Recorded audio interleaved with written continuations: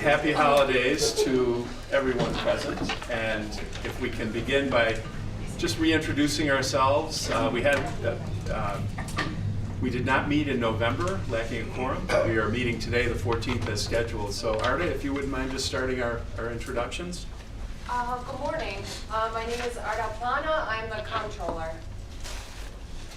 Good morning, Mark Pachola, Chief of Campus Safety and Emergency Manager. Paul Danu, Business Manager and Risk Assessment. Kathy Calesto, AVP of IRAC. Peter and Rand, Benchon, AVP of Academic Affairs. Alan Bozer, Phil Plano on behalf of the Joan Bozer family. Ron Williams, Marketing. Dan Bazzer, Eric Williams, the Vice President of Health Management. Maureen Rainey, I'm Director of HR Interim.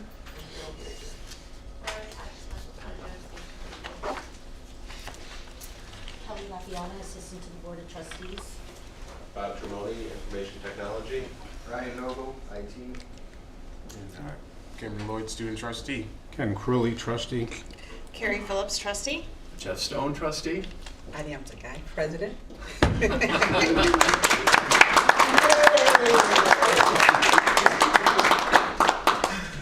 Len Monahan, member of the Board of Trustees. Oh, very good. Following from, and I see Elizabeth Augusta is online. That is Alan's sister and Joan Bozer's daughter. We are delighted you were able to join us by Zoom. And I see Candace Morrison online as well. Thank you, Candace. Is there anyone else online? And Melody Baker just joined us, Vice Chair. So we do have a quorum present. So I'd like to ask for a quick motion to change the agenda to allow for a special arrangement with the Bozer family and an announcement. Right. Thank you, Mr. President, Mr. Chairman. This is today's a big deal.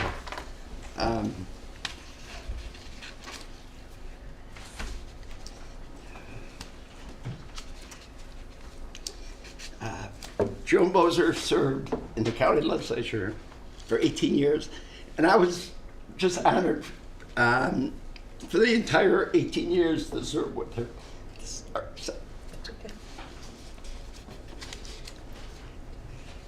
So, don't worry, we're going to get through this. Sweet. She was the quality of life legislator for 18 years in this community. She championed causes from the environment, historical preservation, the Olmsted Parks, certainly the cultural organizations, but there was no project that signified her commitment to this community and to the students of our community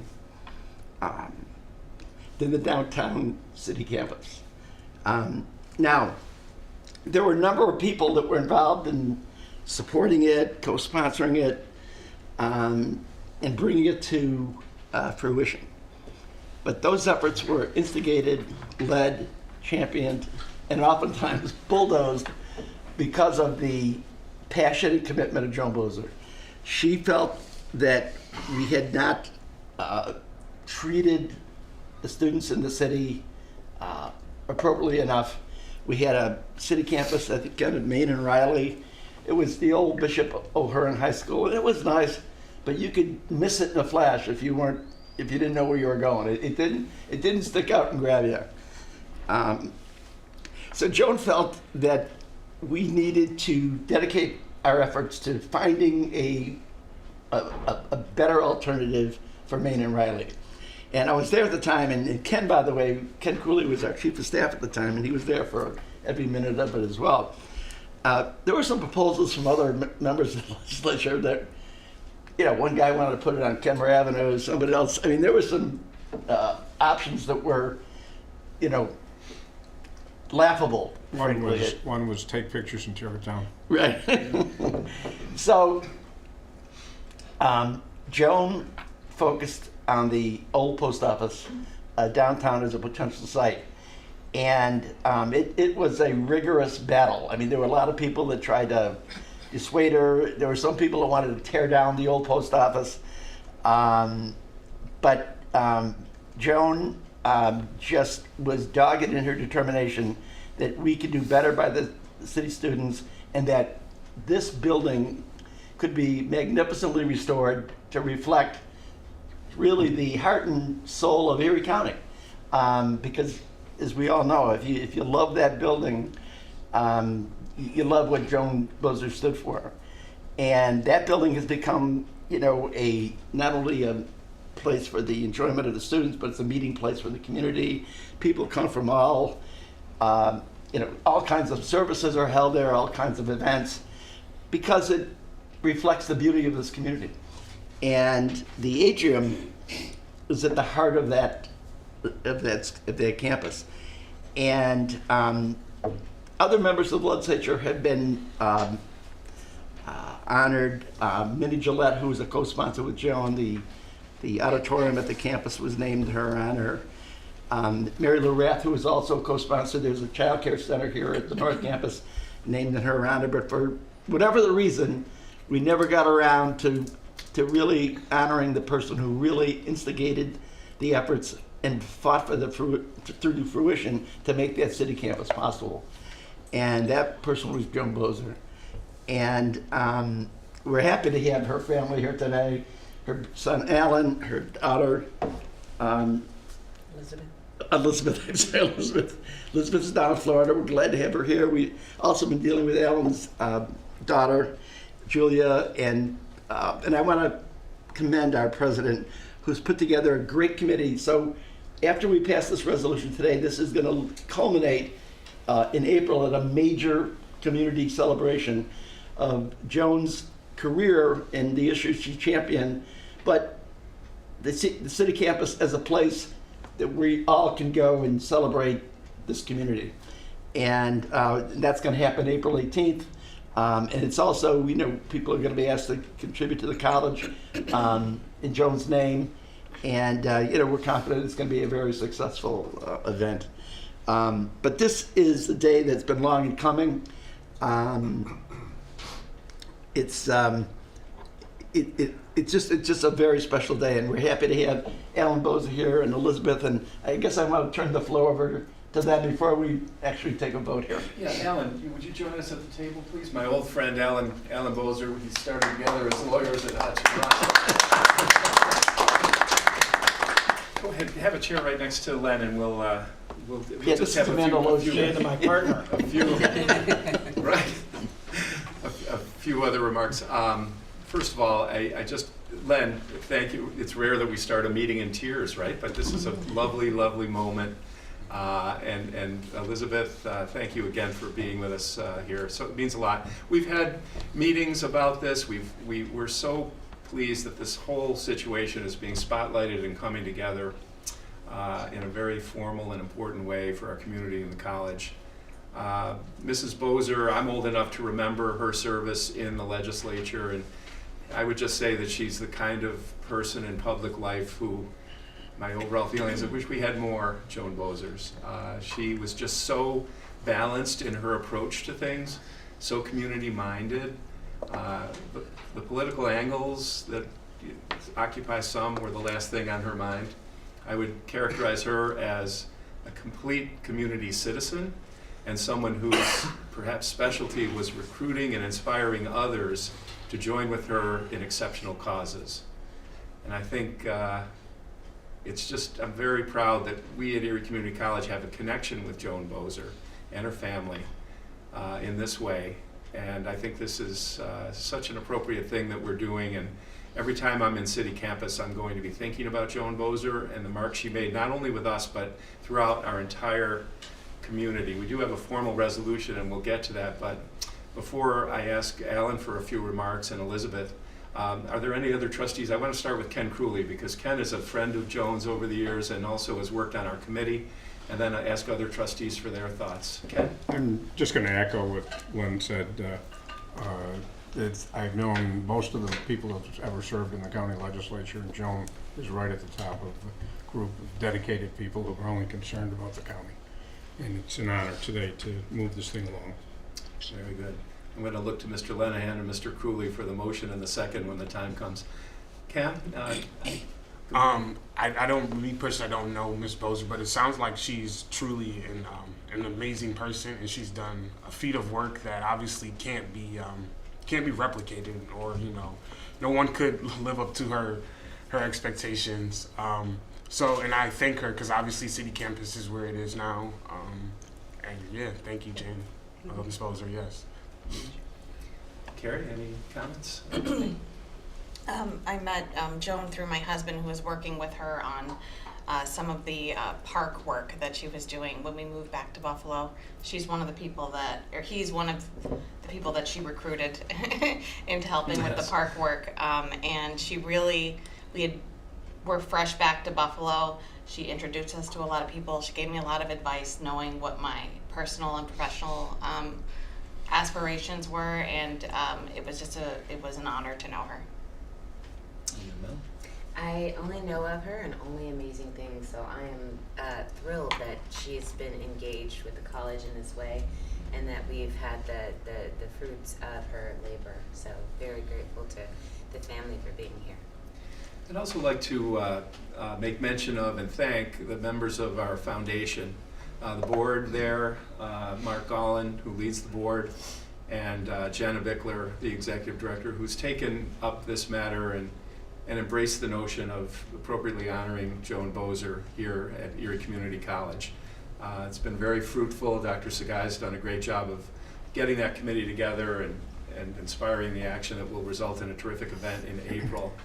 And I'm just excited to read this in a second. But before I do, I want to take one formal step. Carrie, if you would just call the roll. We convene the meeting at 9:05, but if you could just for the record verify who's here. Melody Baker. Present. Ken Crewley. Here. Len Lenahan. Here. Amanda Lau is absent. Candace Morrison. Carrie Phillips here. Jeffrey Stone. Here. And Cameron Lloyd. Here. Confirming a quorum present.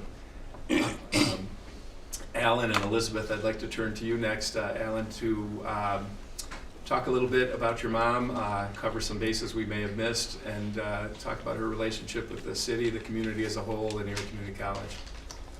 Well, thank you for inviting us here today. My mother obviously was an extraordinary person to me, but one of the most extraordinary things was how when she took on a task, she always accentuated the positive, avoided the negative.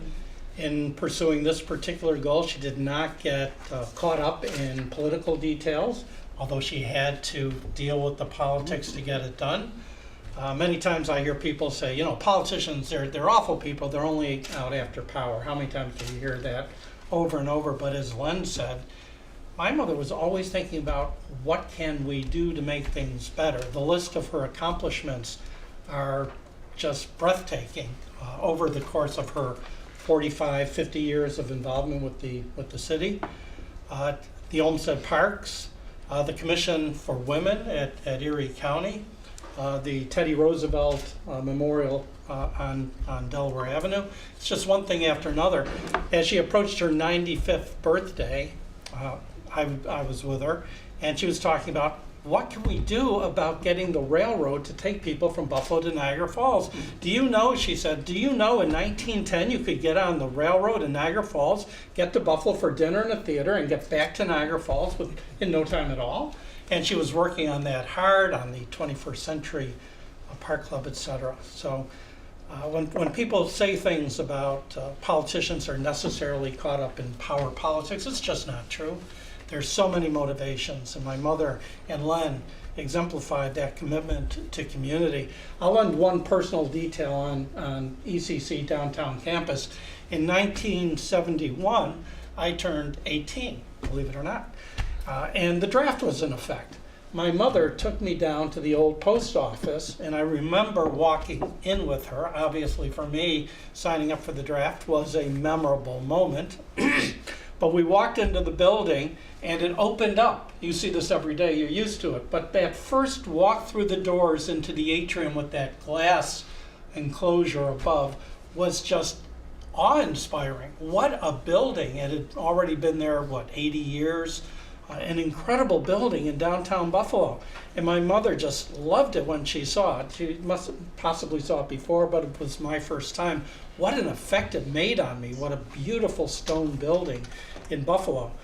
Well, when we sat around for Sunday dinners, talk inevitably turned to politics. And my mother would talk about what can we do in Buffalo to make it a better place. And she observed Main and Riley, this old high school where kids were going, whereas there was this nice campus in Amherst, a nice campus in Orchard Park.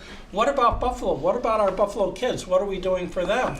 And she came onto the legislature in 1977 for the first time. And this really became a cause for her. And she managed to put these two things together. Preservation, which was my mother's lifeblood.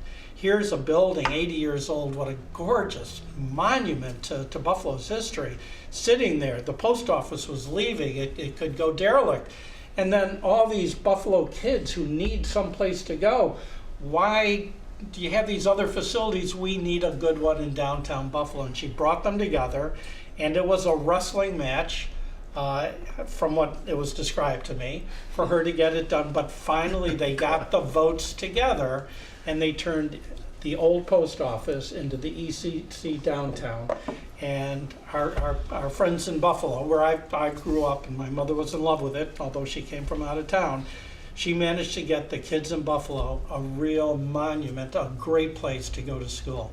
And I've been in there many times since. I go over to lunch at the Statler Room from time to time, and every time I walk through that building, I think, what a beautiful place. And the students of Buffalo are so lucky to have it. So my mother contributed many things, but she was very proud of the old post office becoming ECC. The Bozer family thanks you for honoring her with the naming of the atrium, and we look forward to April 18th. Thank you, Jeff. Thank you, Ellen. Elizabeth, may I ask for your thoughts? Well, I didn't come prepared with remarks. It's the Erie Community College downtown campus was my teenage years. Mom ran for public office for the first time when I was a freshman in high school, and all my friends, all Alan's friends, the kids of the neighborhood all volunteered on her campaigns. And preservation, that's what she was about. And I think she had barbershop signs. What is that what you called them, Alan? Barbasol signs? Burma shave. Burma shave.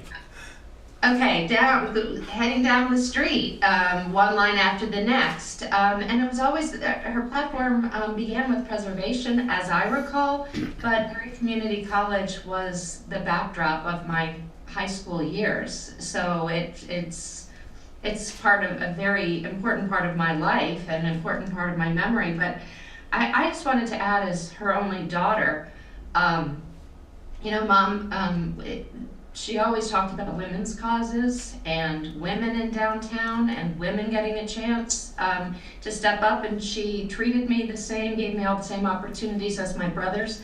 So it's not lost on me that the part of the college that is being named after her has a glass ceiling. And that's very, very important to me as her daughter.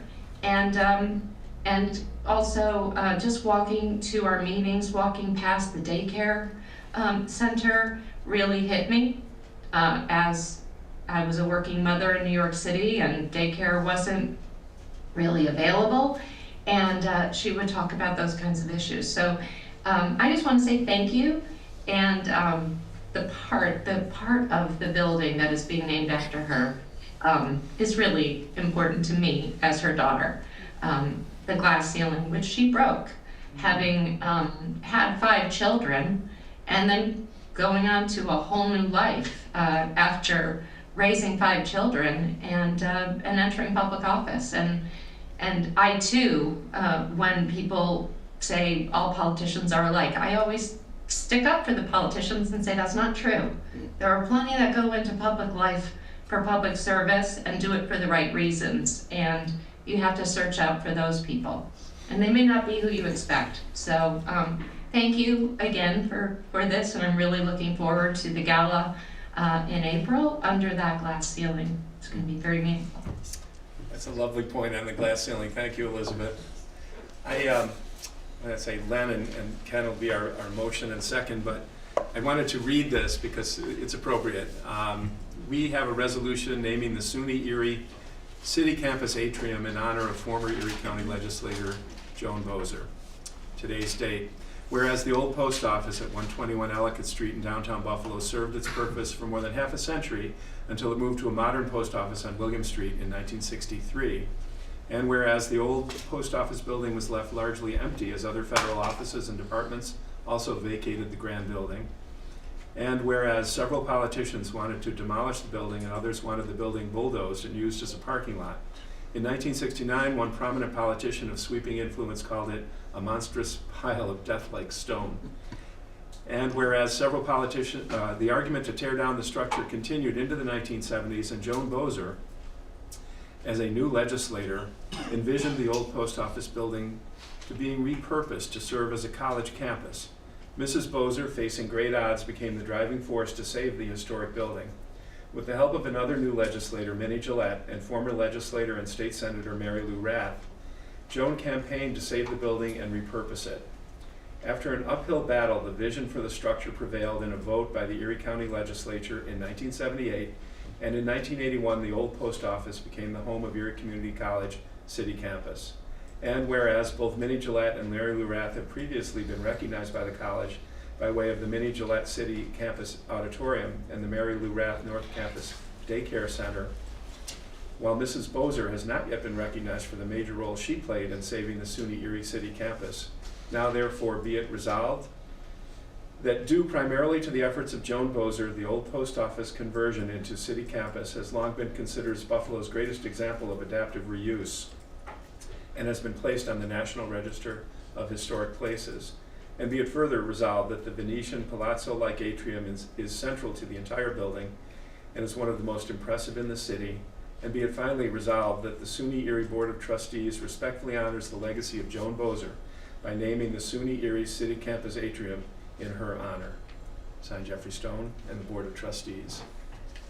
Care to make that motion, sir? I, with great pride, move to approve the resolution honoring Joan Bozer and naming the atrium in her name. Thank you, Len. Honored as second. Thank you, sir. All trustees in favor? Aye. Aye. Aye. Any opposed? Congratulations to the Bozer family.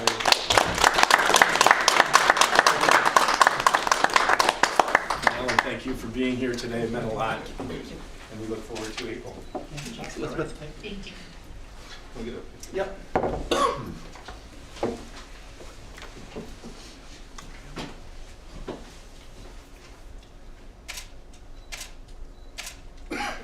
Good. Thank you, Elizabeth. Thank you.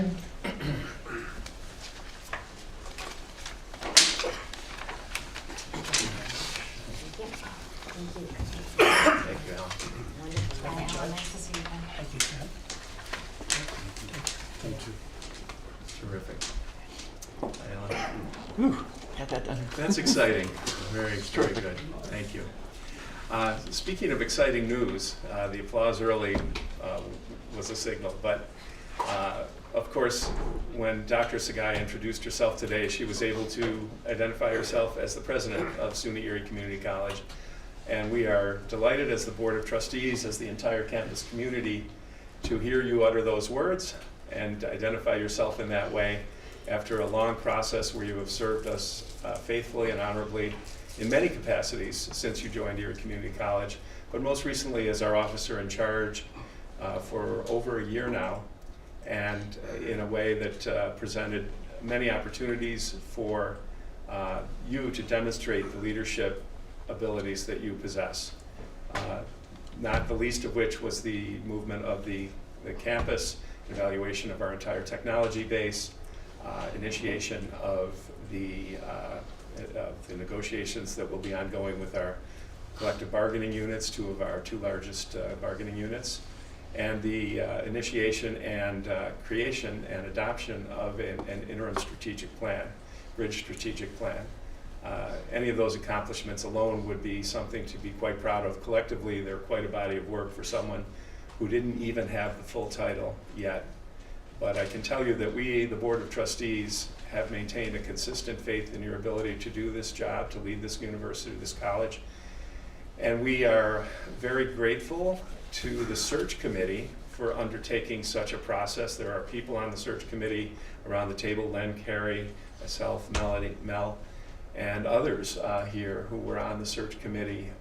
Bill Reuter, for example, was helpful to us. 22 members. For those who haven't yet internalized it, we had 51 applications from the community, from the state, from the nation, and the world. We had resumes from overseas seeking this job.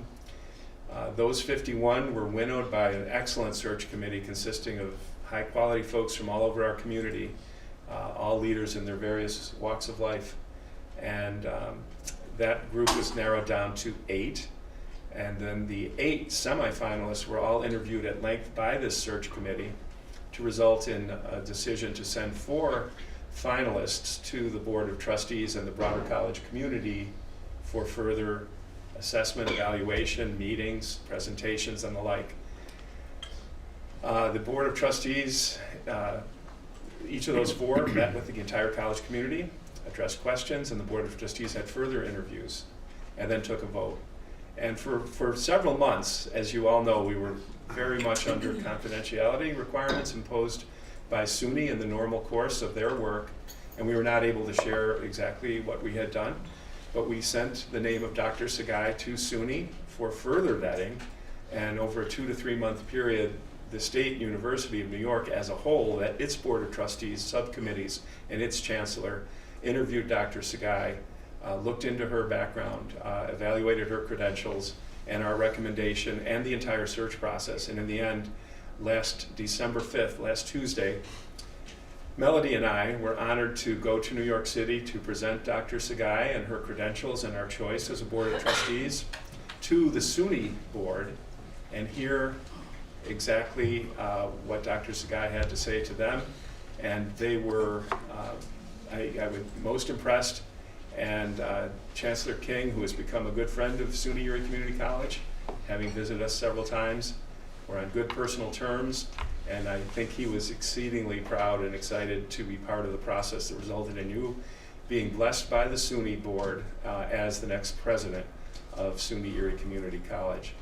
Heartiest congratulations, Dr. Sagai. You enjoy the complete support of the entire Board of Trustees and the broader college community.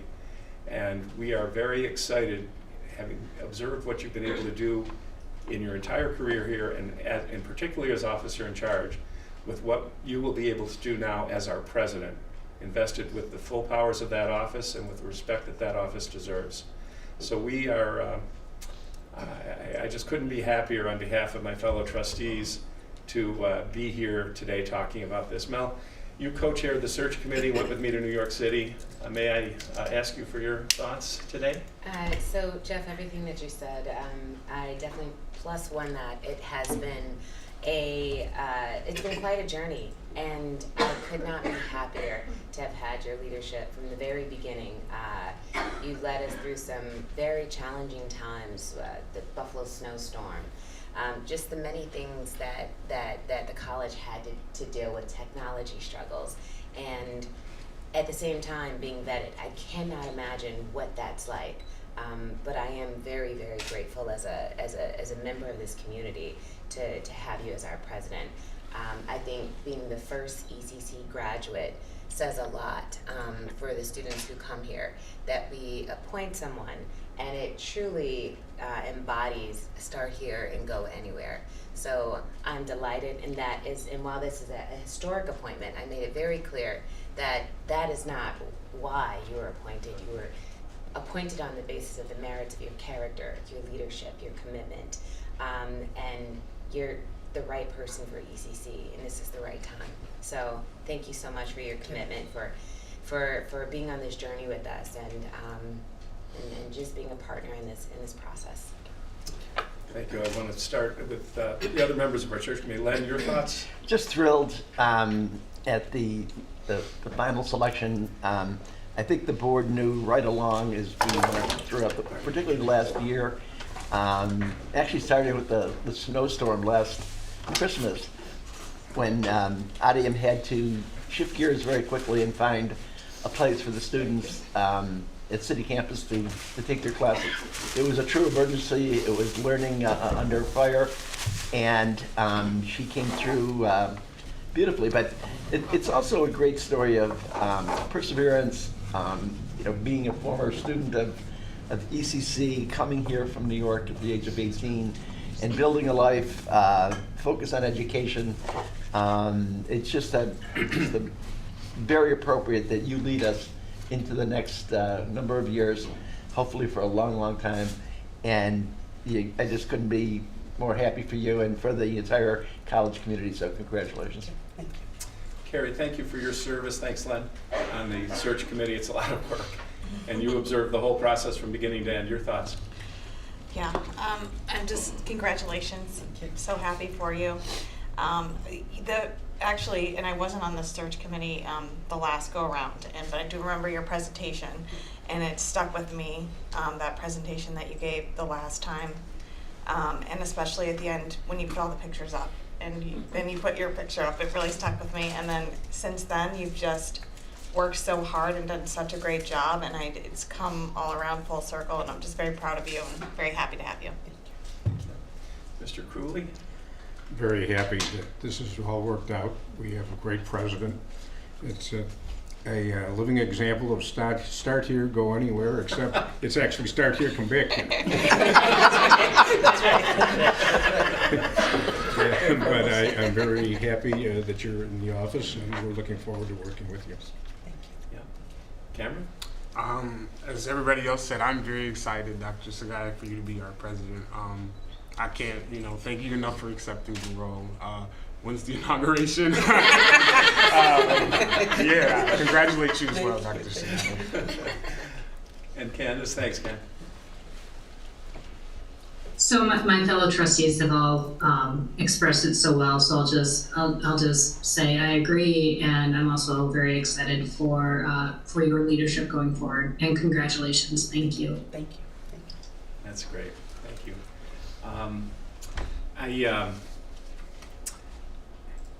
Very happy to have the college in this position. That's good. In the interest of time, I'm going to move on, other than to give you a chance to say a few words here. I know folks around the room, I'm sure, have their thoughts about our new president, and over time, we'll be glad to take input on any aspect of leadership around the college. But Dr. Sagai, the floor is yours. Congratulations. Thank you. Thank you so much. Thank you for the comment and kind words. And I want to thank our SUNY board, the Chancellor, Trustee Eunice, Johanna, Vice Chancellor, for their leadership, for their support, and Dr. Casey, who also supported not only myself, but also our college, but certainly the Erie SUNY board. Thank you for believing in me. Thank you for believing in our team. This is not an effort on my own. This is really the team that is here. Also the people that are out teaching our students, serving our students. It's because of them that I am here in front of you today in this role. So I thank you. In addition to that, our community, our elected officials, nonprofit, our faith-based leaders have been so supportive. Every event that I attended, they talked about the importance of SUNY Erie in the community, and it is a community college. And today also says a lot about what we just did with Ms. Boser by honoring her. But it says where the college is moving. The college is a community college first to serve our students, to serve the region, to serve the world, because we have students not just locally but also internationally as well. So I'm honored to be here. We have a wonderful leadership. They're all here. So thank you for them and their support. But mostly our students. It's because our students that all of us are here and continue to do this. So I promise we are going to be always student first and student centered, and everything is going to start from that and moving forward and putting the college as a priority. So thank you so much for this great opportunity, and I look forward to leading the college into the future. So thank you. I too would like to thank the senior executive staff, the members who have supported Dr. Sagai during her leadership. It's not easy to be in a position of leadership where it's kind of in between or not permanent, or officer in charge instead of president and so forth. Those circumstances can be trying, and I think that everyone who stepped up and supported the leadership of the college as best they could, even during a time of transition. We're very grateful. We, the trustees, are very grateful to all of you for doing that, for sticking with the college, for looking for chances to help, and being positive and proactive. And now I think the door is open for more of that, and I hope a certain air of certainty and calmness will pervade the college in a way that will allow us to make significant forward progress for all of our students. And hopefully one of them will be sitting in front of us in the future as the president of ECC long after you've completed your service. But it's very exciting to have our first ECC graduate in the president's chair. May I have a motion, please, to approve the minutes of our last meeting, which occurred on October 26th? So moved. Thank you. Second? I second. All in favor? Aye. We've had those come to us and taken a look at them. We're going to move, Cam has an exam at 11 today, so go ahead. I just wanted to, I was going to update you, see if I could just go over my report real quick and just to get that out so I can. Yeah, let's, I want to make sure I get the votes in too, but we'll turn to you first as soon as before time. Okay. So there are a couple of motions that we need to address, and we're going to start with budget, audit, and facilities. Mr. Crewley? Yes. There's 7 items here. Item number 4 on the agenda here on data is going to be tabled. The first and third, Kathy, would you like to just speak briefly about what those are concerning? Yes. The EAB Starfish executive summary and resolution before you is asking for a potential 3-month extension for spring. We are simultaneously running another pilot of another software that can do similar tasks, and that pilot should wrap up next week, so we'll know if we need to move forward, but we're looking for approvals because the contract expires on January 15th. The Connex Ed subscription agreement is a request to purchase scheduling software. Connex Ed is a software that will allow all of our student service offices and faculty offices to have a virtual meeting space for our students. So regardless of where our students are at a given time and place, they would be able to work one-on-one with our student services or faculty, whether they're at home or on a campus where maybe one of our offices is closed. They would still be able to get one-on-one attention from those offices. Thank you, Kathy. Item number 2 is an amendment to the Central Police Services Agreement, just continuing our affiliation there. And I'd like to note, which was news to me when I read the information, that our police academy in New York State is the 3rd largest in terms of producing graduates. And only 2nd to 3rd to New York City and the state police. So that's an amazing piece of information. Shows they're doing a good job. So we would like to move an amendment to keep the agreement going. Items 5, 6, and 7 all relate to Paul.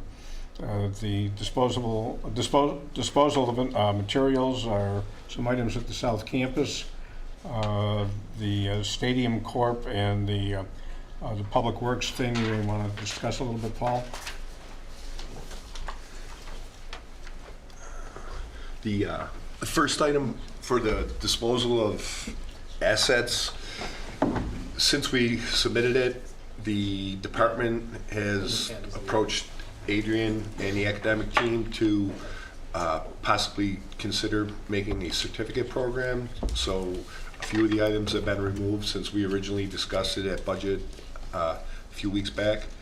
And if it's decided that the certificate program won't be offered, that those items would come back for disposal. The other 2 items, they probably should have been in the opposite order. DPW approached the college about it back in early summer, late spring, to occupy the old area previously occupied by DMV. After they left a few years ago, they moved to the Southgate Plaza.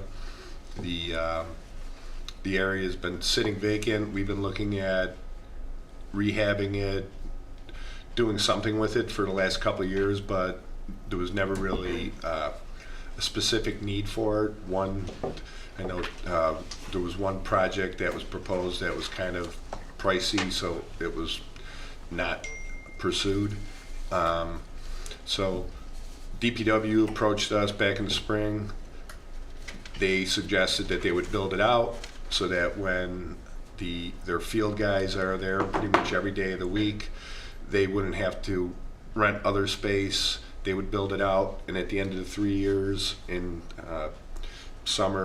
late summer 26, the college would then get basically the build out done by them, and it would become usable space for the college as we see fit moving forward. About the same time, Erie County Stadium Corp., which is actually a state agency, was talking to DPW to see where they were going to be sitting, and asked if they could kind of basically share the space because they're going to have, they would be on site watching for the state's interests.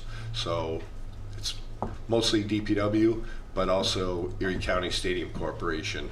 And the purpose of the agreements are basically to lay out the groundworks, indemnify the parties, clearly delineate, who's doing what, what's acceptable, not acceptable, so that everybody's on the same page and there's no questions.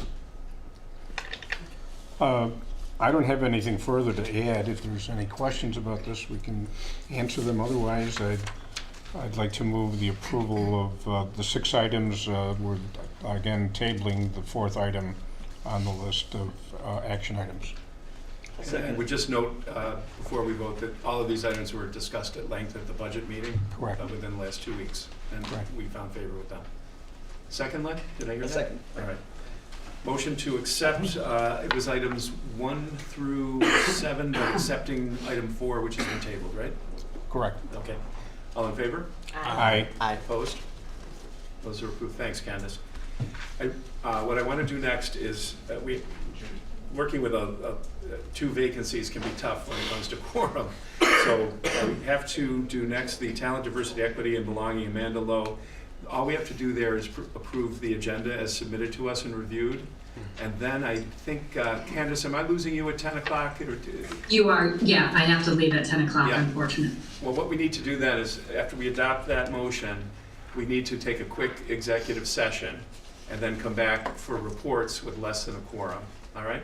So let's first go next to potential motion. Amanda's not here. Dr. Sagai, I think this is just our typical human resources agenda. I did note that Kathy Colesto is continuing her leave of absence from her academic position. Thank you, Kathy. Anything else to come? And then Laura, she's our new special project human resource. Thank you. Is there any objection to receiving and voting on that report to approve it? Then a motion in favor, please? So moved. And second. Second. All in favor? Aye. That is approved. Now I'd like to take a motion, please, to go into an executive session. I do expect for those attending the meeting or tuning in that this will be a relatively brief executive session. It has to be because we are not going to have a quorum after 10 o'clock. And Cam has an exam at 11, so he will be excused at 10 as well. But what we are going to do is go into executive session to discuss 2 of the appropriate topics for executive session, those being a discussion of the employment of a certain individual and a potential real estate transaction and discussion and matters relating to those 2 subjects. Again, I expect this to be brief. May I have a motion to go into executive session for those purposes? Thank you. Second. All in favor? Aye. Any opposed? Okay, we are in executive session. We will let you know as soon as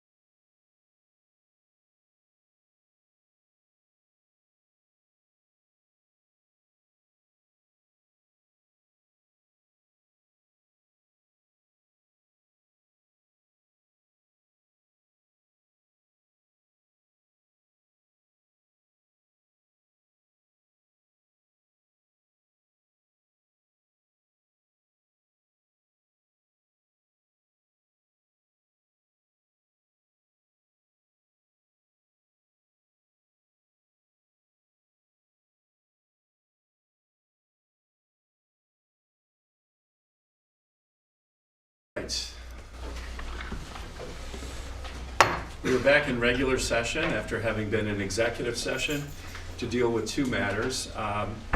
The first item that was taken up in executive session was a discussion of Dr. Sagai's employment with the college. And the Board of Trustees adopted a resolution confirming her appointment as president of the college per the SUNY action on December 5th, as of December 5th. And we have also approved the terms of an employment agreement with Dr. Sagai that is agreeable to her as well. And that action was taken. We took a formal motion. All trustees present voted in favor of that action. The second action that we took is of interest and is perhaps, I think, not surprising to folks who have observed our college over the past few years. The board has been taking a very close look at exactly how we operate the college. People are familiar, I think, with the notion that we have moved from 3 siloed campuses to more of a one college model as our goal. It is a journey of 1,000 miles because the college has been in existence for many decades. But I think we have to continually think about ways to run the college in light of outside forces such as declining enrollment, differing needs for community employers, different expectations and from our students in terms of how we provide our services to them, and the needs of our faculty members, our staff members, so that the college continues to exist and to play the role that it always has in our community in terms of being a pillar of our community. So how do we do that? Our strategic plan offers some guidance, and one of the pillars of that plan was the notion that we have to have an economically sustainable college. And we've taken many steps, the board has, and toward that end. Some have been very painful, but they have been generally effective in terms of where we are in terms of short-term financial position. Every month at the budget meeting, we discuss where we are. We keep an eye on it. But in the long run, it's important for this college to have a sustainable economic model that is understanding of the fact that we do not have the students that we had in 2010 or prior decades. We've had a 40% decline in enrollment since 2010. We think that we can stem that and even expand enrollment by reimagining how and where and why we present particular courses and where we do that and under what model do we do that. So there's been a lot of discussion, both in board meetings and outside board meetings, about what exactly to do. And of course, we're all familiar with the most obvious way to save money in a place where 80% of the expenses are in personnel, and that is to encourage early retirement or lay off people. You lose good people doing that. That should not be the place where we just routinely go to save money. We've got to work hard to figure out other ways to save money that allow our students to maintain exposure to excellent staff and faculty and allow us to continue the mission that we're engaged in. So we have to look beyond layoffs and beyond early retirements, which certainly drop money to the bottom line in the short term, but are they really sustainable? So toward that end, what we've looked at, as pretty much everyone in our community knows, is what is our footprint? We have our city campus, we have our north campus, we have our south campus, and I know that there's been a great deal of discussion and angst over what the board thinks about South Campus, what we are going to do there, what does the community think about that, how about the legislature, the county executive? This has been brought up in political campaigns. What about South? How about the Buffalo Bills? What's going on? What we have decided is that we want to broaden our thinking about the South Campus. We are committed to the notion of maintaining a presence in the South Towns for our students. We have a very large geographical footprint in Erie County. It's an extremely large county, and much of it lies south of where we are now. And we do not want to be in a position where the only entrance points or access points are those Buffalo and north. So that's an important thing that we have had in our mind. But we also need to bear in mind the sustainability arguments, the cost arguments that we've talked about. And frankly, we've looked hard at South as it currently exists on Southwestern Boulevard and found it wanting in terms of the way that campus handles our current needs. It's a big, rambling campus with multiple buildings, and we are not utilizing all of those buildings, only a subset of those buildings. Yes, the Buffalo Bills have built a stadium or are in the process of doing that next door. That has not been a factor in our thinking. I know a lot of people are quick to equate the notion of the Bills expanding and heading our way with us having questions about South or its sustainability. We could easily continue at South if it were appropriate for us as an academic model. We've coexisted with the Bills in the construction, and it looks a little different, but we're functioning out there, and we still could, especially after the stadium is finished. So it's not the Buffalo Bills crowding us out. It's more of a matter of is this really the ideal place for us on a cost-benefit analysis and for our students and faculty and staff? And the conclusion that we have reached is it really is not. And we are interested in expanding our thinking about how we are present in the South towns. We do not say that we should close South Campus and resort to a two-campus model under one college. That's not where we are. We want to have that presence in the South towns, but we do think we want it to look different. And we don't think that the current South Campus location is handling the job that it needs to do. This thinking has been informed not just by board members, but by a host of folks who have thought deeply about this situation, including Dr. Sagai and her predecessors. Everyone has been thinking about this for some years now. And we're trying to be very cognizant of the fact that we have students at South, we have faculty who are used to being at South where it is, staff members. Change is never easy, but we are interested in looking at change there with an eye towards substantially saving money and having a better student, staff, and faculty experience in the South towns while maintaining an access point for our southern students in Erie County. I think that is where I find myself. The action we took specifically is to adopt a resolution asking that the college enter into an RFP, request for proposals concept, to actually I'll just share with the group what we did because it's of substantial interest. The resolution that we adopted was resolved that in order to facilitate the implementation of the college's 2023-2025 Bridge Strategic Plan, specifically the foundational principle therein of institutional sustainability, the Board of Trustees hereby authorizes and directs the administration, Dr. Sagai and her team, to issue a request for proposals for a new location for our southern presence near the college's current South Campus. We do not have an immediate idea of what that presence would exactly look like. However, we are interested and we think there are a number of possibilities that we have looked at that could bear fruit. And we're confident enough in that we're able to say that it is our preference to leave our current site.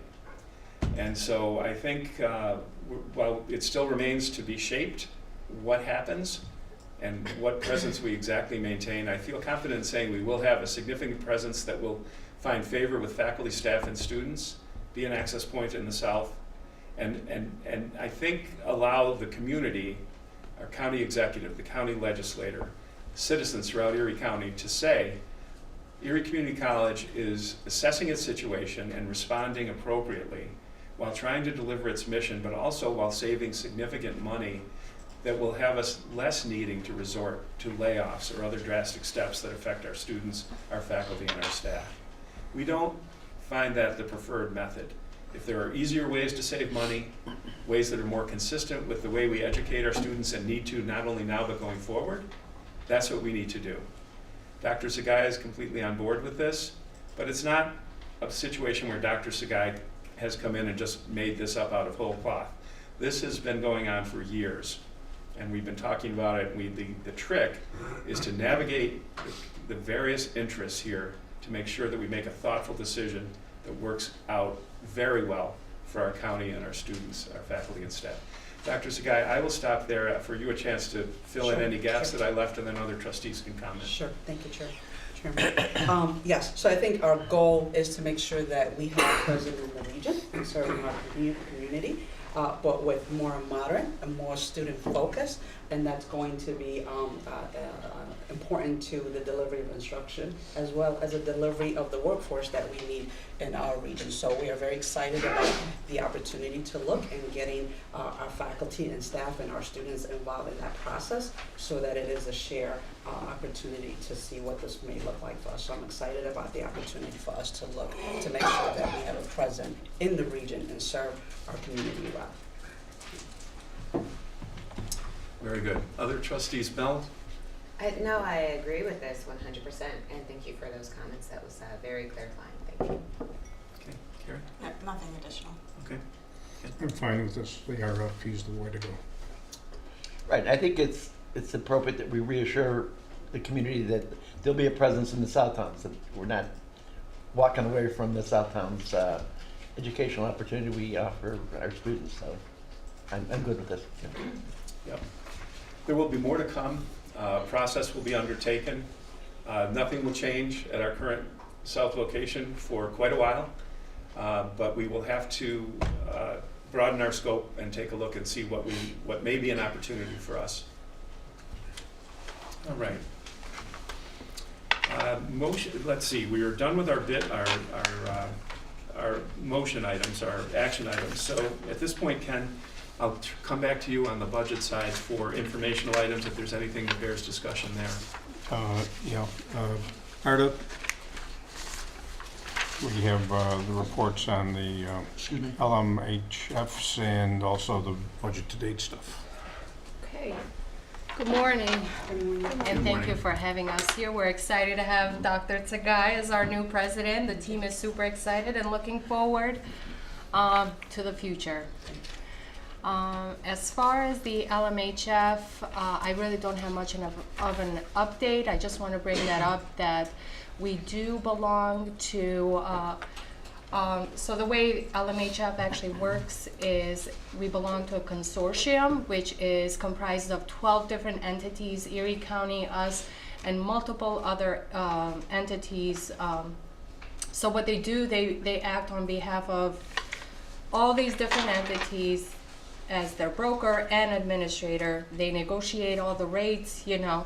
So by belonging to a consortium, the risk is more spread out.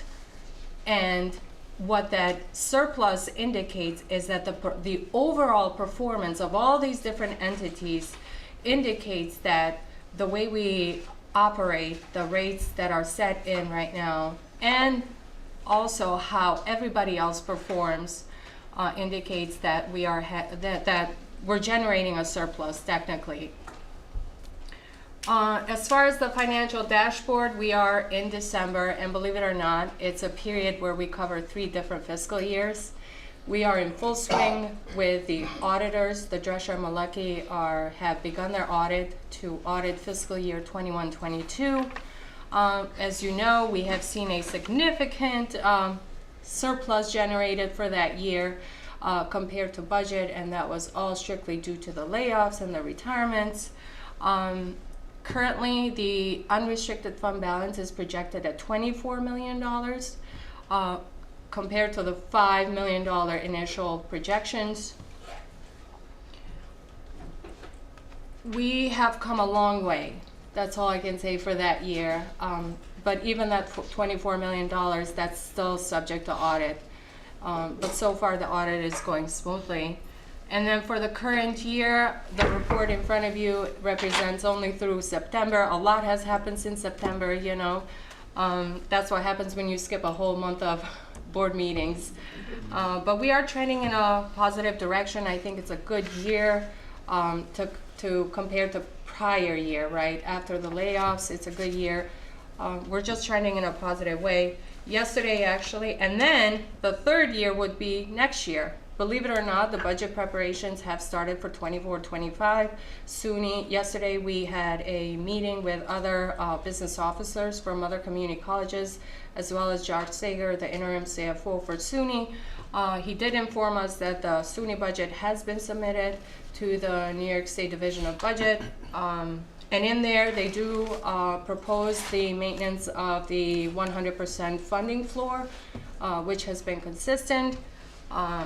They also are asked to actually create a plan in which, so they are requested to develop a long-term plan for SUNY enrollment and SUNY sustainability. And they've asked every community college and every state school to submit a plan of our own. You know, how are we going to be sustainable 10 years from now, you know, with this new enrollment. So I couldn't agree more with everything that was said here with us moving forward. Eric, can I just ask you about the SUNY budget?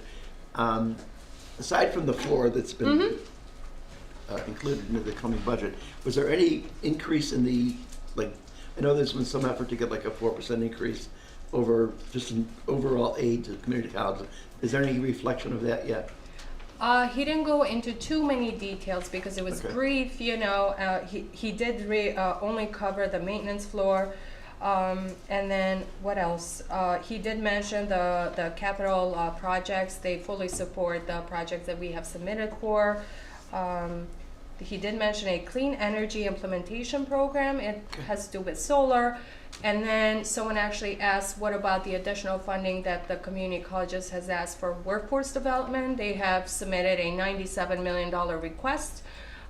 He did say he wasn't very too optimistic, I would say. I think not necessarily that they don't want to support it. I think they just want to have a clear plan before saying, yeah, we're just going to give you all this additional funding without really working on a plan. Right, and I could add to that 97 workforce that the community college are asking in addition. It is very much outcome-based. It is an operational ask to hire faculty, to invest in equipment. It is direct related to programs that are direct to employment. But I think part of what SUNY is asking and others officials are really talking about outcome and retaining students. So for us, as our college look into our program, not only are we bringing students in, but also retaining them, but also making sure that our students are getting the appropriate job and sustainable income as they're going into the field. So it's really evidence-based, and so we are working with the other community college to put that forward, and the chancellor has been very supportive in us doing that. We can also note that our good standing now financially is in contrast to other elements in SUNY that are hemorrhaging money all over the place. Fredonia announcing recently, Buff State with $16 or $17 million deficit, and others. And so for us to be in the position we are, we still have things to do, but we're standing pretty well in the SUNY system right now. That is correct, and I could not thank Dr. Tsagai and the leadership team for really collaborating together to kind of see where the future lies as a unit. And we're assessing every area. Yes, we are. And just respecting the discussions we've had at budget and the Erie County Fiscal Stability Authority reports that we have all reviewed and read, you know, a snapshot in time does not tell a financial picture completely. It is a moment where you have a balance of some sort, but you've got to look 1, 2, 3, 5, even 10 years out to see what your sustainability looks like. And you know, that doesn't surprise anyone who owns a business or operates on another board, but we're trying to lean forward. We've taken some of the painful steps that others may now be contemplating, and we're just trying to build around those steps in a constructive way that lets this place thrive. That's what we are here to do. Thank you, Arda. The next three items relate to Paul. There's nothing major there. The facility rentals, supplier reports.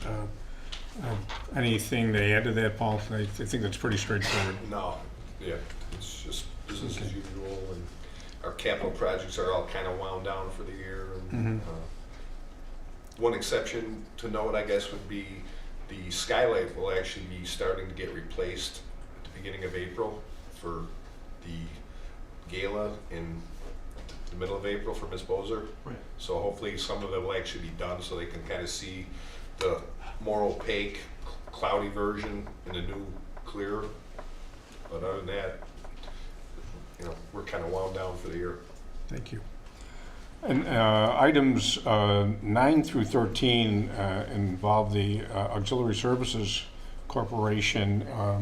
Susan or Dr. Sagai, if you want to address that, we reviewed that in committee in some detail, but there's some developments that probably need to have some attention going forward with the ASC.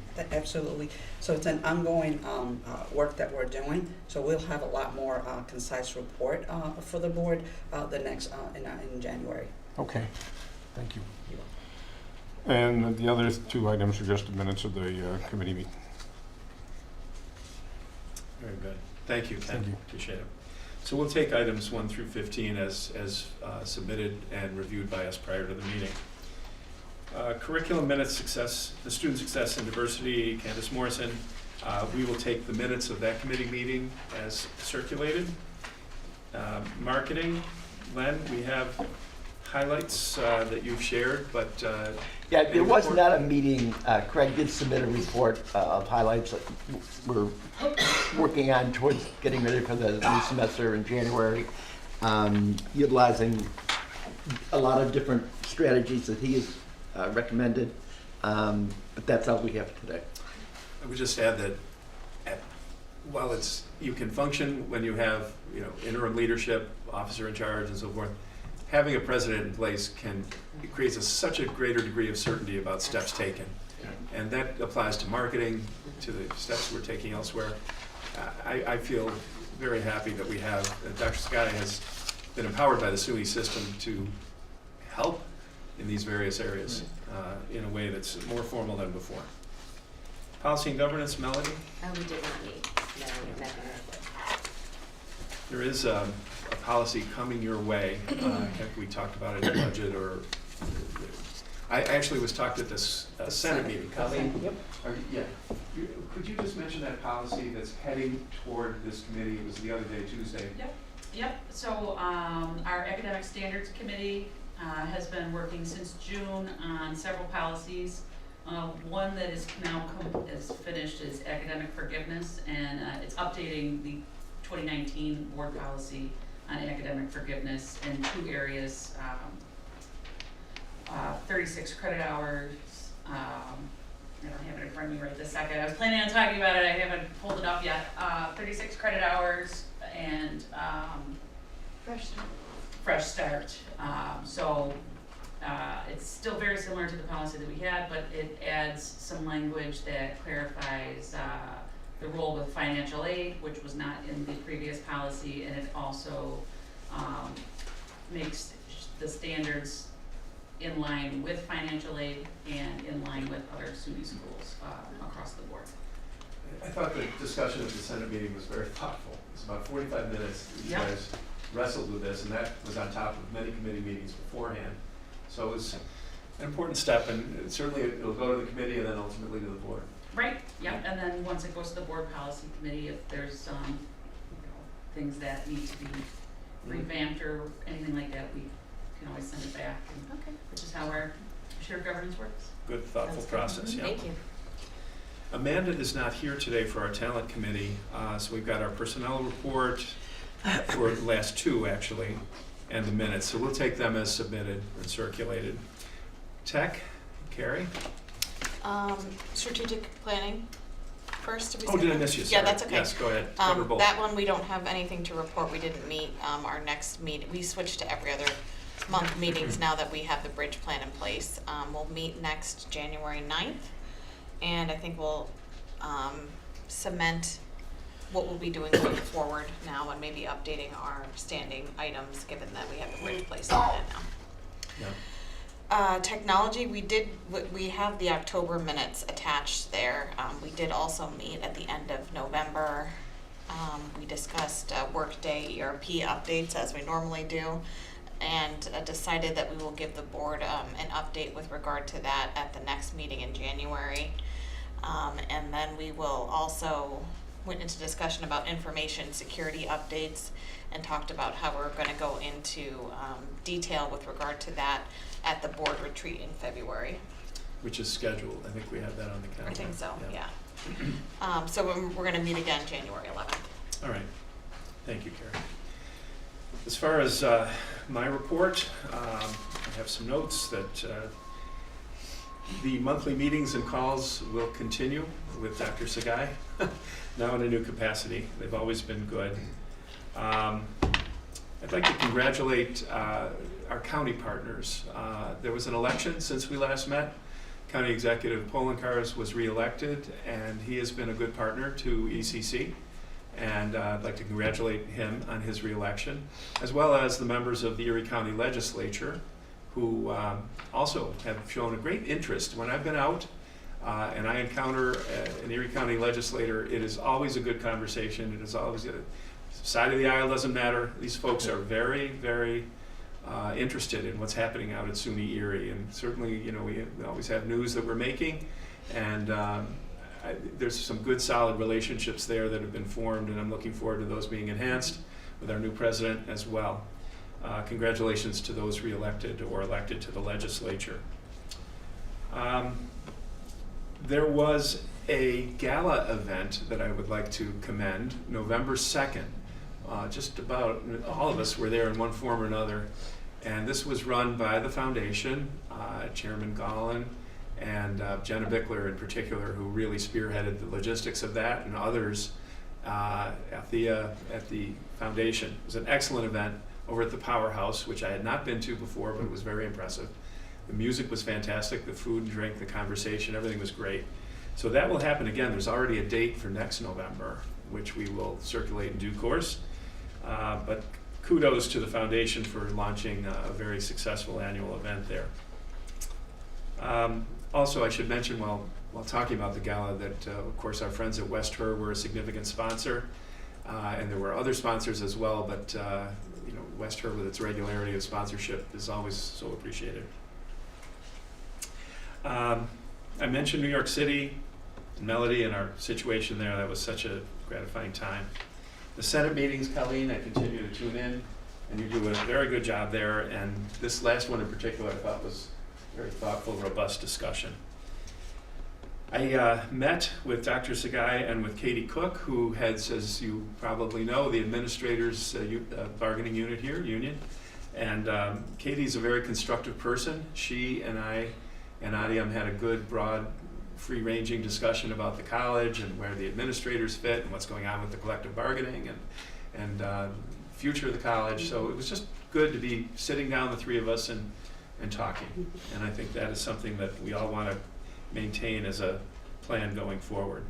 As far as the bills are concerned, I mentioned them earlier. They continue to be, in my opinion, pretty good neighbors for a firm that is undertaking a $1.5 or $1.7 billion construction project right next to us. I have not heard tremendous, any really, reports of problems at South. We have huge piles of earth that will be there for a couple of years, we bet.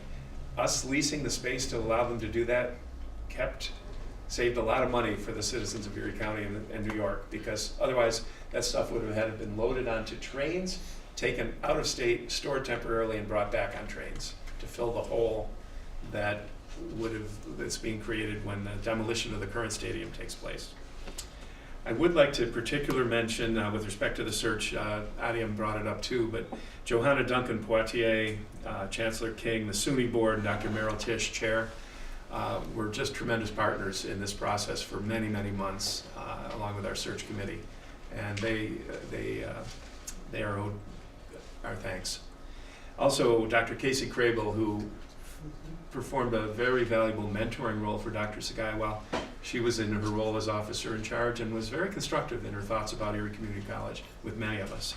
Thank you to Dr. Crable. At this time, I would like, with mixed emotions, to ask Kelly to look up and accept our thanks for many years of service to Erie Community College, your pending retirement, your plans. You were sharing some of them with me about travel and grandchildren and elderly dogs. I share some of those plans. But we are grateful that you helped the board on so many ways. I've been here since 2019, and it's always, you know, Kelly has handled everything in sight for us, and we really appreciate it. And with the number, you know, we've had some presidential searches and transition and stress. It's been great how you've conducted yourself, and we wish you a long and healthy and well-appreciated retirement. Toward that end, we have a little bit of a gesture here for you.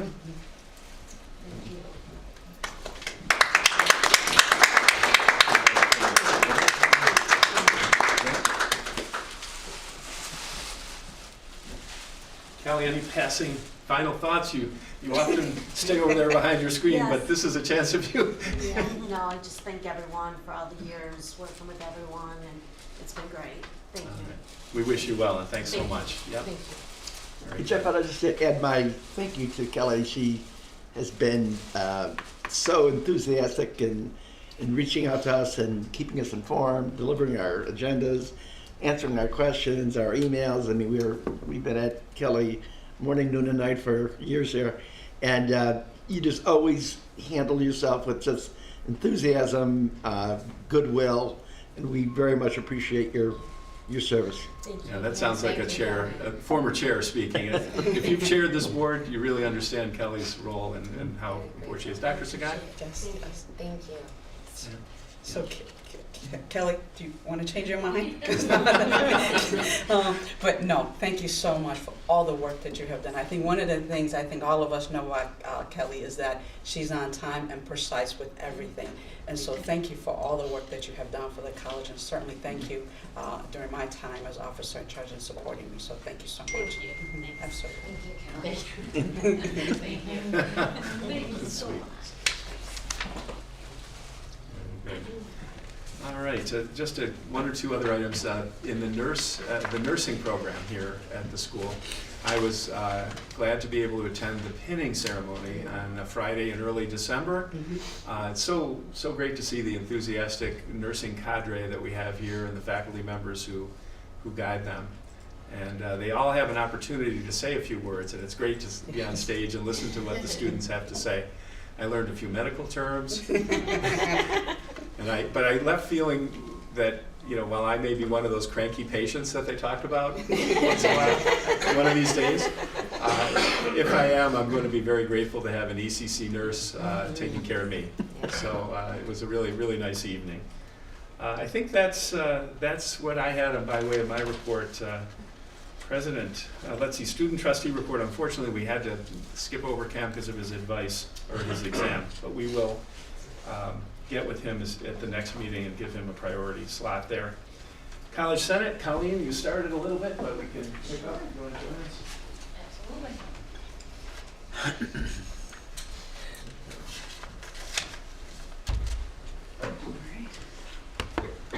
I'm actually typing out my recap that I sent out to the college body a few days after the Senate meetings right now. So I'll just, usually I try to get it out ahead of the Senate or the board meeting so then Kelly can print it out and use it for her notes. But with the holiday and everything, you guys are meeting a little bit earlier, but that's quite all right. It works out well for all of us, right? Next week is going to be crazy. Especially with the end of the semester, which is something that we talked about. The end of the semester is next week, and then the students get a nice break. And one of the things that we focus on is our retention and making sure our students are getting properly advised so that they are ready to rock and roll for the spring semester. So just kind of doing that final push, email, our advisees, talk to your students, making sure that everybody's registered for the spring semester. Easiest way to boost our enrollment is to make sure the students that are leaving this semester are coming back next semester. So we always do a push for that. We talked about our 7.5-week courses.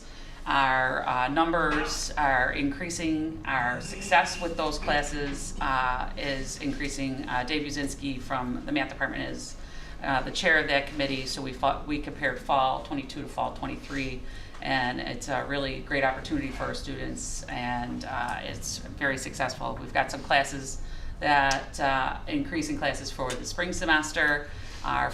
They've all been online up until this point. Our first seated 7.5-week classes are going to be hybrid in the English department at South Campus, and it's also going to be in the evening. So with that, we've had some committee work that we've worked with actually Kathy Klesto and Robin Curran Capasso and some of our library and faculty about making sure we have services for our students for our evening classes.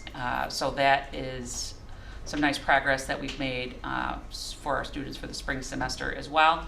And then we're also asking faculty to look and see what they want to have offered for the fall semester, because as soon as we get back, we are developing our fall schedules, and it's really fast once we get back in January that it's still snowing out and we got to focus on September already.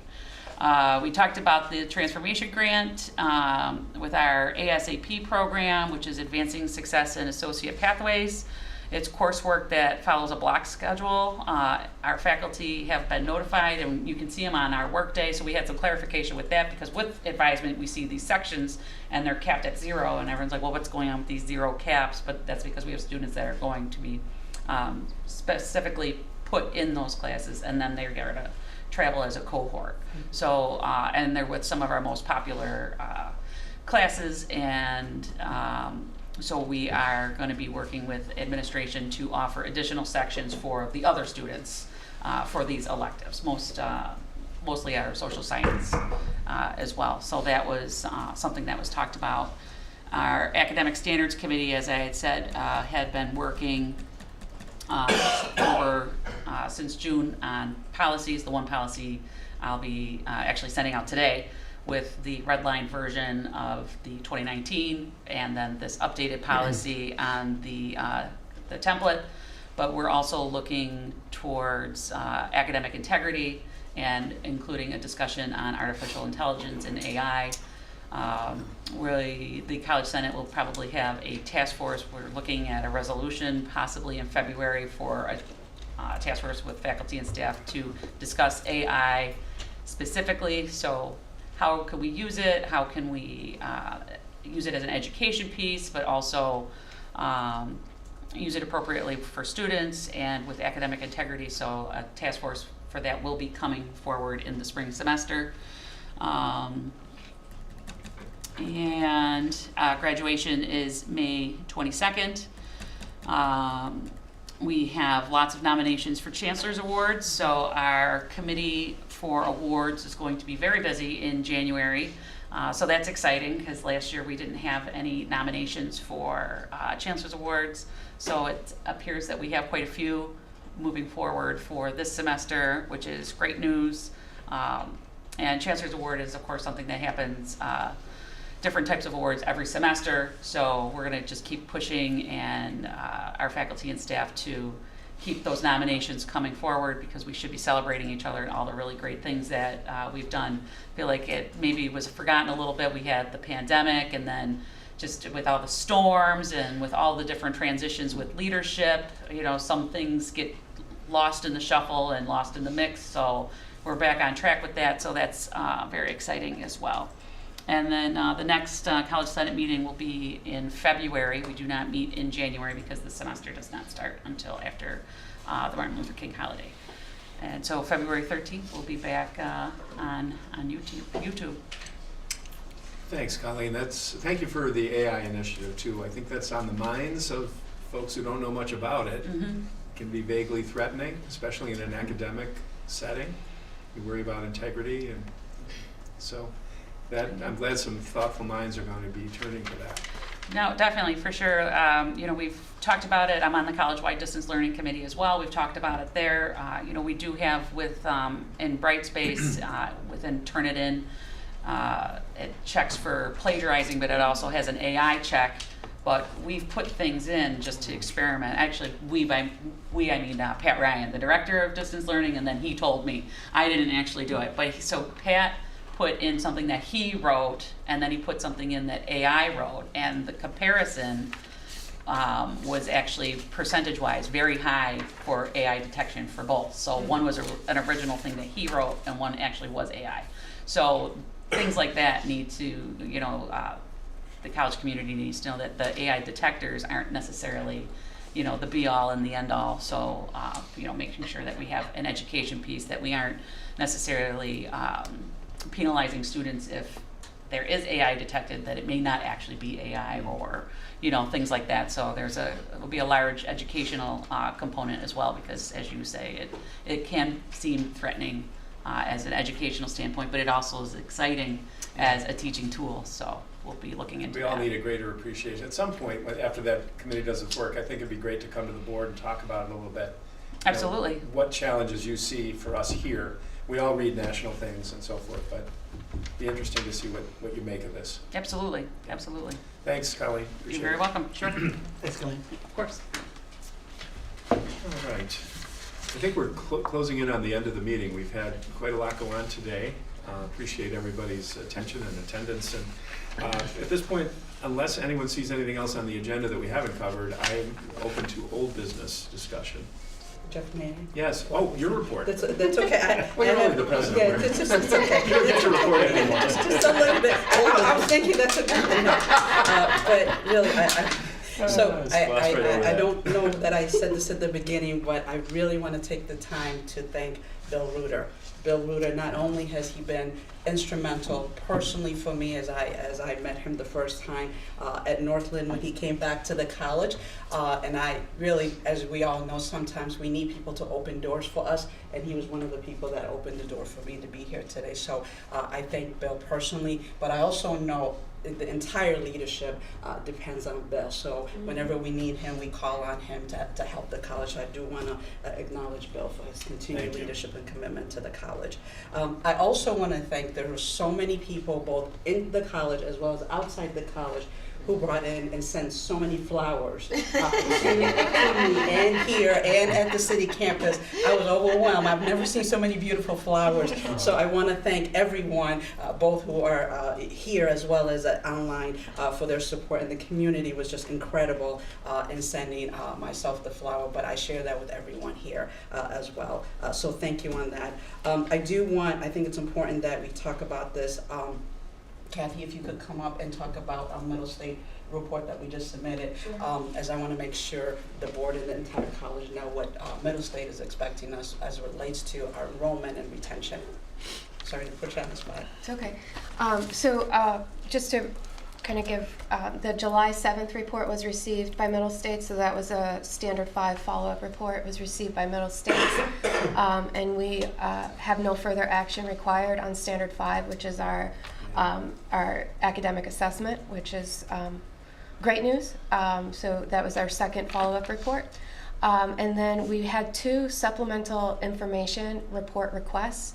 One that was regarding our OTA program that was submitted on the 13th, I believe. I'm sorry, no, the 5th of December. And then our most recent was an enrollment request. So all colleges in a sequence have been requested a supplemental information report from Middle States if they fell into 2 different categories. One, an enrollment change greater than 15% in what they claimed was the last 2 years, but I'll clarify that in just a minute because it was very confusing. And then the other piece had to do with completion rates. So our request was regarding the 15% increase or decrease of enrollment in the past 2 years.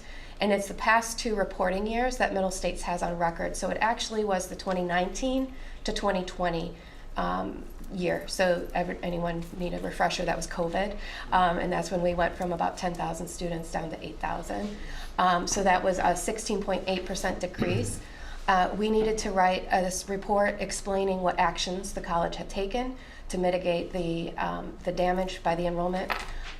So we wrote a comprehensive report that outlined everything from about 2018 in terms of our financial standings all the way to current present day, including the strategic plan, the Title III grant, the ASAP grant, and the One College approach in institutional sustainability that highlights the work that the college is doing to safeguard itself in regards to Standard 6, and making sure that the college is sustainable and using its resources and being able to provide what the mission and vision of the college state. And I think this is important because, again, all entities are looking at colleges to make sure that we're meeting our enrollment goals and our retention and our completion and our placement. And what are we doing now, right? I know historically why we got to this point, COVID and others, but it is important for us to know that we have to continue back, not only bringing students to the college, but really talking about making sure retaining them. And as Colleen has said, a lot of the faculty are really doing a lot of work before our students leave, that we register them for fall, for the spring semester, for the January semester. So our focus continued to be that, so thank you. So now I think the last thing is the pictures. I think the picture says a lot instead of me just talking to some of the event that myself and others have attended. As you can see, the first one is the West Her. As students come into the program, they get initiated into the program. Scott Bueller and Jay and others are usually there. As you can see, each students have their name and they get a hat, and so once they graduate, that goes up into where they're stationed. So this really reflects in those students coming in, and so very excited to be there. As you can see, the next one you see Vision Care Technology also hosted New York State Society of Optimists at the North Campus. So we do a lot of things, and this is something that we'll highlight a lot, that our campus is used for a lot of different things, including conferences and to do some community work. The Buffalo Bills, I think, Colleen, this may be you, where they came to the college and went into the classroom to really work with the faculty to really be a guest speaker. Is that the case, Colleen? Yes. Right? So we are, as to Jeff's point, we have a good relationship, really bringing the individuals that are working on different projects to really talk to our students. And then the culinary event, this again at the city campus. And then what's the other one I can't see from here? SGA. SGA, and that's the SGA. So I think this is in the basketball. So just to kind of show some highlight, there's a lot of events going on, myself and others. As you can see, these are some other things that we have. I think one of the things I want to highlight is the Taste of Diversity that's been at our South Campus every Monday. I think we have a couple more Mondays to go.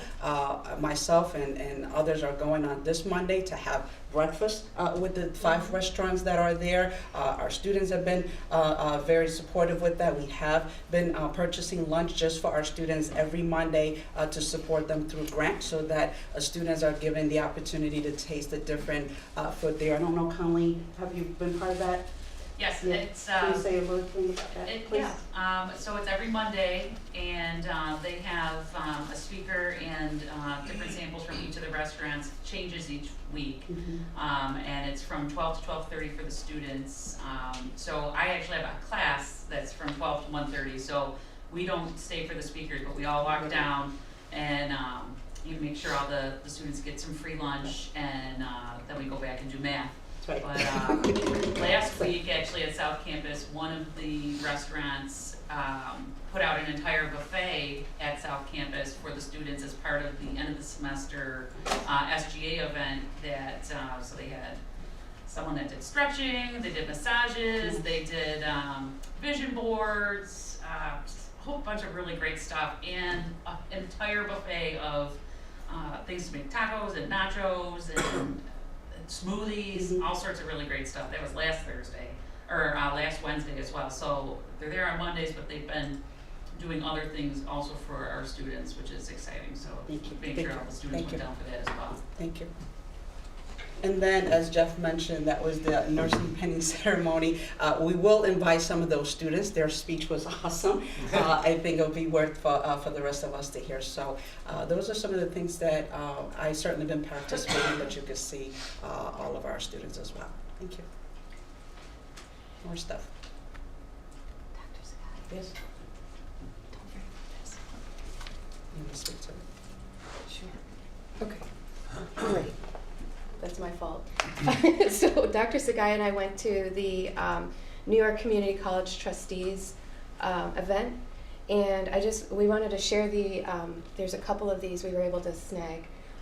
We just wanted to share them with you because there are awards, not only like what Dr. Quinn was talking about for the Chancellor's Awards, but this organization also does awards for trustee service. And I believe we have some folks that have trustee service that should be recognized. But this was a really nice event. We actually were only there for a portion of it. And we presented regarding Northlands with Stephen Tucker. But you can look through here and see some of the awards for Distinguished Trustee Service. There's also different trustee leadership awards. And it was really a really nice event. So we wanted to make sure that you were aware of that. Thank you. Thank you. And then thank you, Kathy. And then the last one with the Chancellor was here visiting our Buffalo Public Schools, a partnership. It is an admission direct to community college. All of the presidents locally were there participating to ensure that we open more access to our students, particularly in the Buffalo Public Schools. So this was an event that the Chancellor and Trustee Eunice came to the Buffalo to announce that. And that party, that was a great party, the Yes. Buffalo Urban League Gala. Yes, it was nice. Thank you. Yeah, very nice. All set? Yes, I'm good. Kathy, I want to make sure to thank you for your stewardship of our whole Middle States situation. No one on campus cares more about that than you, or does more to make sure we stay in line with what they need and rectify any situations they identify. So, Standard 5, that is great news that we don't have to do any more on that. Fine work. Thank you. All right. All set, Dr. Sagan? Yes, I know. President Thank you. Sagan? Old business. New business not covered. Motion to adjourn. So moved. Second. All in favor? You got it. Aye. Folks, thanks for being here, everybody, today. Appreciate it. This was great. Happy holidays, everybody. Thank you. Thank you.